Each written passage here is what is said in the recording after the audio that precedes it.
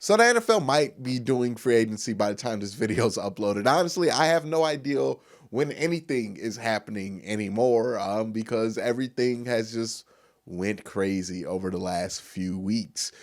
So what I'm going to do is go over a list of free agents and talk about the ones that caught my eye, either because I think the Browns are going to be interested in them or the Browns should be interested in them, or because they're just flat out interesting people to talk about when it comes to free agency.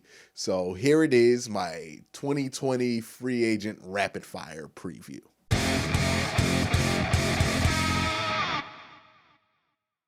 All right, so the first name that's going to pop up on this list is Tom Brady. And Tom Brady is an interesting case because he's old, but he's very, very good and very, very accomplished. Now, if you watch my video I did earlier in the year about Tom Brady and his prospective free agency, I think he is either going to retire or he's going to play for the 49ers or New England. I think those are his three options. He's made it clear that he does want to play football, and I don't think New England is going to be the option that it's looked like it was going to be. So I think ultimately he's going to be playing for the 49ers. It just makes a ton of sense. The 49ers really struggled in those key situations where you would want a clutch quarterback like Tom Brady. And Jimmy Garoppolo just didn't seem to have the trust of the coaching staff or of the franchise in that way that Tom Brady would. Although combined, I don't think it's going to be a complete upgrade at the quarterback position from Jimmy Garoppolo to what Tom Brady is now.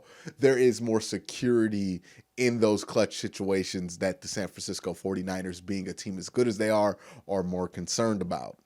Next name is Logan Ryan. I think Logan Ryan's an interesting name for the Browns to look at because they're going to have to make some changes in the secondary. Last year's secondary was very up and down, but you're going to be losing key pieces. Morgan Burnett's probably not going to be returning ever after his Achilles injury, and then Demarius Randall does not look like he's going to be re-signed, so you're going to need to make some changes there. Also, you're going to want to have more depth on the in the defensive backfield, as that got exposed during the Browns season. And another thing to note is that Greedy Williams may not make the transition to this coaching staff that Denzel Ward will, because Denzel Ward is ultimately a top 5 pick and a former Pro Bowler. Greedy, up and down rookie year, and he's a second round pick, so he might be seen as a disposable or tradable prospect that could be on his way out, especially if a strong veteran signs for the Browns. Another name, or two names, I'm going to lump together in this same category as Trey Waynes and Xavier Rhodes, former Vikings defensive backs that Kevin Stefanski would be familiar with. Xavier Rhodes has been a big name earlier in his career. He's kind of been a big joke as of last year, but again, it's a veteran cornerback that could come in, play for a little while, take a spot up. Maybe at this point in Xavier Rhodes' career, he might be looking at a switch to safety. I don't think a lot of people have said that.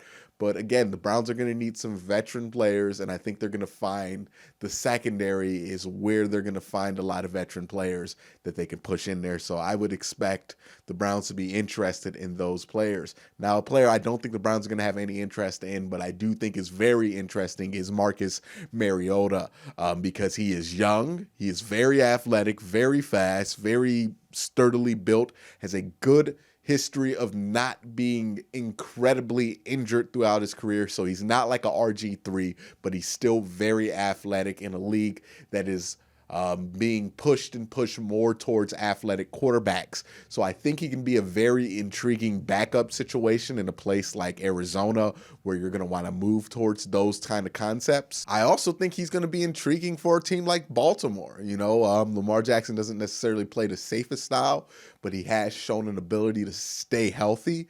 And Marcus Mariota would be an excellent replacement and a more viable replacement than RG3, who's getting up there and honestly makes you kind of hold your breath every time he runs with as much injuries has he had to his knees. So again, I would look at Marcus Mariota to be a very interesting quarterback to watch because I don't think his NFL's journey's done, and I think he has a lot to offer a team if they use him in the correct way. Again, even in college, nobody used Marcus Mariota as a athletic quarterback, but he is clearly capable of it. I would like to see offense get a hold of him that's going to emphasize those traits about Marcus Mariota instead of his pedestrian passing. Now you have a guy I think is going to be interesting for the Cleveland Browns because he's 38, but he's playing at a very high level. I think he was one of the top 10 ranked left tackles in football last season, and that's Jason Peters. Now again, he's 38 years old, and that is not to be taken lightly. That is very, very old. But he played very, very well last year. And I think a team like the Browns, who might not be looking for a long-term solution given their current cap situation, but might be in the market for a 2-year solution like Jason Peters would be, that might be a perfect match for those two situations. Again, the Browns aren't going to want to get locked up into the long-term money that you would with somebody like Jack Conklin, because, giving that guy a 5-6 year deal, that's going to have implications when it comes to Baker Mayfield and, more importantly, Myles Garrett, Nick Chubb, and these big named acquisitions that they made that they want to retain.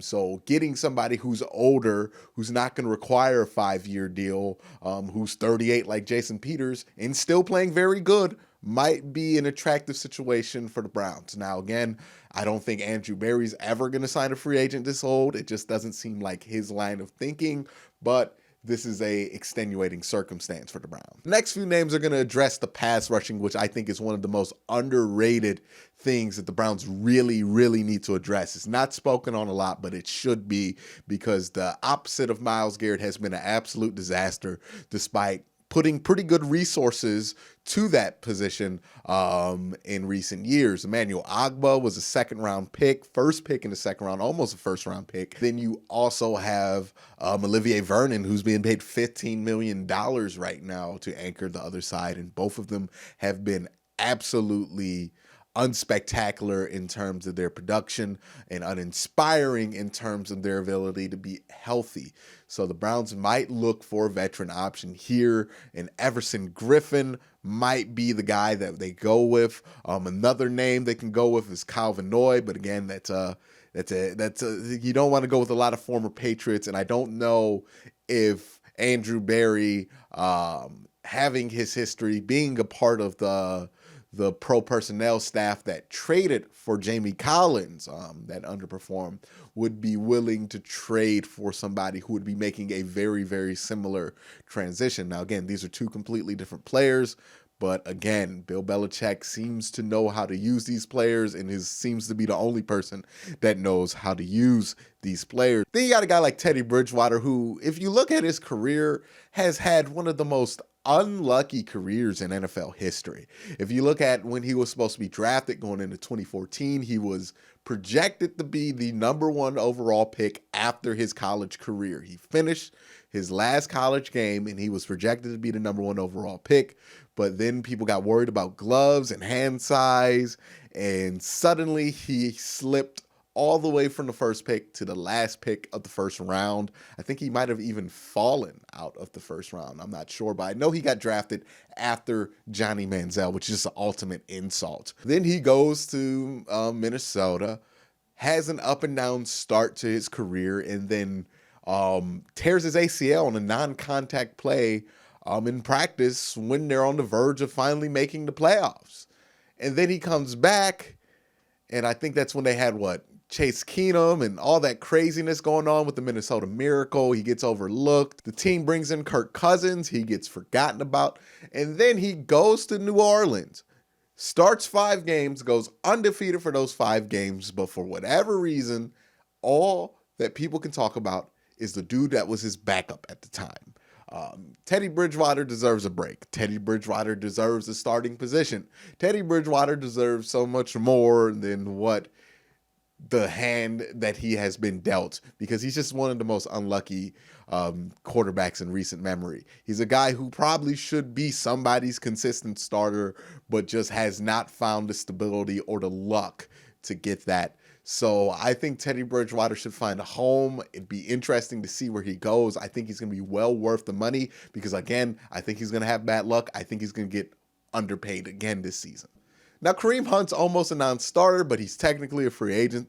The report is that the Browns are going to put a tender out on Kareem Hunt, which makes him untouchable to any NFL team. They're not going to sign him. The Browns are going to be able to retain him for at least this year for about $3 million on a second-round tender, and I don't think there's going to be any opposition to that. I think it's going to be pretty clean selling for the Cleveland Browns, who are going to make out $3 million for one of the best running backs in football because of a lot of extenuating circumstances surrounding that player, which is why nobody's willing to risk a second-round pick on Kareem Hunt.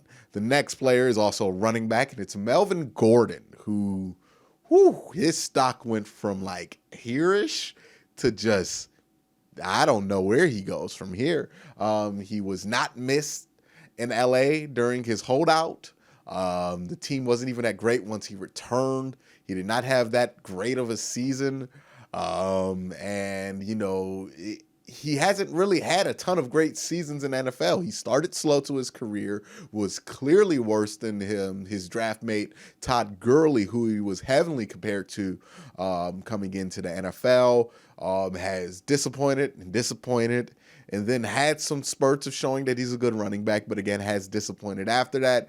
I think Melvin Gordon probably going to get some middling deal somewhere, probably not going to be reported on heavily because the fact of the matter is I don't think Melvin Gordon is going to be a game changer at running back like a Todd Gurley or Ezekiel Elliott or even a Nick Chubb would be. So just an interesting factoid to see how fast Melvin Gordon went from premier running back to just another dude in the NFL. But it'd be interesting to see if the LA Chargers try to retain him. They might as well because I don't think he's going to be expensive. The next name on this list is one I haven't heard a lot in the connection. Browns maybe because this guy has a heavy connection to Green Bay and it just got rid of John Dorsey. But Clinton Dix would be a perfect fit to fill the free safety void that the Cleveland Browns are going to have since Demarius Randall's not going to be there. Clinton Dix is coming off of a clean season last year. Not the best football he's ever played, but healthy. And that is the key for the Browns. They need to find somebody who could play free safety and be healthy. Injuries plagued the secondary last year. A veteran like Clinton Dix can come in there and solidify the position without having to worry about his health. Now, this is a name that's flying under the radar that I would be so interested in the Browns picking up. That's Leonard Williams, the former defensive tackle of the New York Jets. He is a run stopper. That's what he does well. He stops the run. He's a big old dude you can plug in the middle, and that will allow you to move Larry Ogunjobi along the line so he doesn't have to be in the middle because just the facts are what the facts are. Larry Ogunjobi has been abysmal in that inside position against the run. He has not been helpful. A guy like Leonard Williams can help seal that up while you can move Larry Ogunjobi around in support positions to help somebody like Myles Garrett or even Olivier Vernon if you retain him. This would be interesting, and this would be probably the biggest name I would think the Browns would go out and try to sign. He does have, I believe, an injury history dating back to his years at USC, but he is a tremendous run stuffer, a big body that the Browns desperately need on the defensive line, and a difference maker that the Browns need on the defensive line that's not named Myles Garrett. I think he would be an interesting choice. The only thing I see getting in the way is that the Browns already have a ton of money committed to the defensive line. Again, they can get rid of Olivier Vernon, which is going to be $15 million a year, but they still have a ton of money wrapped up in Sheldon Richardson, and they also are going to have a ton of money wrapped up in Myles Garrett. Leonard Williams, I don't know how much money they're going to want to get wrapped up into that, but it's going to be interesting to see what they do there. A offensive tackle prospect that I haven't seen a lot of people talk about, and that's interesting because every offensive tackle has been talked about that's available when it comes to the Cleveland Browns. That's Anthony Castonzo, who is the 6th-ranked PFF offensive tackle last year. He is going to be, I believe, 32, so he's older. He's more of a short-term solution, but he's young enough to where he can be more of a long-term 3-4 year solution, but he's also not going to break the bank. I think this is a really good option for the Cleveland Browns here for offensive tackle. I would be interested to see if the Browns pursue him. I think that's going to be one that's going to be interesting to watch. Jack Conklin is a guy that a lot of people are hot on. He's 26. He's a very good right tackle. And a lot of Browns fans want the Browns to bring in Jack Conklin. I don't think this is going to happen. He's going to demand a lot of money and a lot of long-term money from the Browns. If the Browns wish to sign him, that I don't think the Browns are going to be comfortable putting a lot of money locked up past the next 2 years, because again, we have no idea what Myles Garrett's going to be worth. We have even less of an idea of what Baker Mayfield's going to be worth. We don't know if we're going to want to retain Jarvis and Odell Beckham. And of course, there is also Nick Chubb, who's in that same draft class. Denzel Ward, who's in that same draft class. You have a lot of guys coming up on money that you can't overlook, and you can't ignore that when you're factoring in signing somebody who's going to demand probably a 5-6 year deal out of him like a Jack Conklin would. So I don't know if this is a realistic option for the Browns to consider, considering that they have these guys, these young guys who are going to be up for contracts within the next 2 years. And some of them, you know, if they play on their projected level of skill, like a Baker Mayfield, like a Myles Garrett, like a Denzel Ward, like a Nick Chubb, are going to be very expensive players, quite frankly. I mean, you're talking about 4 guys who could be the top 5 of their position group, and 2 of them who are already the top players, arguably, in their position group, in Myles Garrett and Nick Chubb. So again, you got a lot of expenses coming up for the Browns in 2 years. And it just makes it hard to sign people, especially younger players, to these long-term deals that you had no problem throwing out 2-3 years ago when these things weren't a concern. I just don't think Jack Conklin's going to be a realistic option for the Browns. The next guy and the last guy I want to talk about is Jadeveon Clowney, because this is my dream guy. If the Browns could pick up one player to fix a lot of their problems, it would be Jadeveon Clowney. And I know a lot of people would go offensive tackle or offensive guard or somewhere on the offensive line. I think the Browns' bigger and more dire problem is that they have not been able to stop the run for the last 2 years, and it's had diabolical effects to their defense and their ability to stop the run and their ability to stop the pass. It's just had a trickle-down effect that the Browns have not been able to stop. Jadeveon Clowney would be the perfect opposite side running mate to Myles Garrett. He would literally be the best thing you can ask for at that position, because he is everything Myles Garrett is not, while also being everything Myles Garrett is. Myles Garrett's going to give you gaudy sack numbers. He's going to be the fastest and most athletic thing on the field, and he's going to be able to shut down the passing game if you can get him help on the other side. While on the other side, Jadeveon Clowney is not going to be the most flashy pass rusher. He's not going to get a lot of the stats that are there, but he's still athletic enough. He's even more athletic, honestly, than Myles Garrett, and he's more skilled than Myles Garrett when it comes to stopping the run. They fill in for each other's gaps. I think Jadeveon Clowney would be the perfect glue to fix this ailing Browns defensive line, especially minus a Myles Garrett. I think he is, if you're going to spend the big money and risk the contracts that you're going to have to renew in the next 2 years, then this is the guy that you do it for, because he gives you a really good shot to have a really, really good defense next year, because he's just that good when it comes to stopping the run and plugging holes and disrupting the pass. So a guy like Myles Garrett can get 20, 30 sacks. Not 30 sacks, but 20 sacks, and be on a dominant defense. So Jadeveon Clowney, if they're ever going to spend the money, which I don't think would be responsible, because you would be giving yourself like a 2-year window, because you're going to lose out on some of your young talent because of it. But, you know, if they're going to do it, they're going to say F it and go for it all in 1 year. Jadeveon Clowney's the guy you sign, because he fixes the most important hole for the Browns, which is their defensive line. And I think that would do a lot for this team if they're able to fix that. But that's just my thoughts. So let me know your thoughts. Who are free agents that you're looking forward to? Are there any names on this list that surprise you? Let me know down in the comment section below. But thank you guys for watching. Stay safe, wash your hands, and have a great night.